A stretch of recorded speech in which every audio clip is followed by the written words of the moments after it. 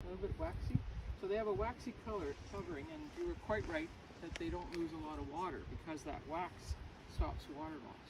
Also less surface area. Yeah, and they have a lot less surface area. Right on it, right on. And tiny, tiny little holes are still not, like a leaf has to have the little holes so that the air in and out is getting the gas to photosynthesize. So they have all the things that they need, but they protect it with waxy coating and with hard sides. And the other superpower about needles is that they don't typically fall off altogether, do they? They just lose one at a time. You're going to grow another one, lose one, grow another one. But through the whole winter, they still have needles. Now, what do needles or leaves do for a plant? Photosynthesize. And why? And what do we need photosynthesis for? Oxygen. Well, we do, yeah. We definitely rely on it for that. What's the tree need it for? Energy. Energy, for food, right? So they've got inside that tiny little needle the cells for photosynthesis, and they're making food. And making food from this tree on these tiny little needles. Now think about how short the summer is in the mountains. When did we have the last snow? A few weeks ago.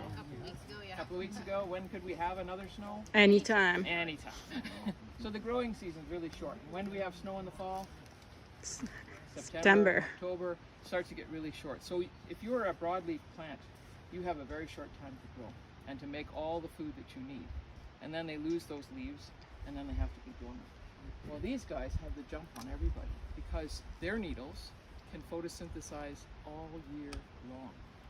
In the dead of winter, they can still make food very, very slowly, and yet they're still making food. And when spring comes and the major sap moves up the tree, they don't have to wait for leaves to grow.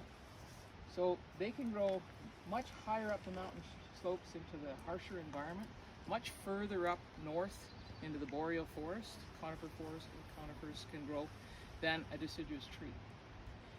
And if you look at a needle, that less surface area is not only just good for not losing a lot of water, because there's a lot of winds here that would take all the water away, but it's also good when it snows.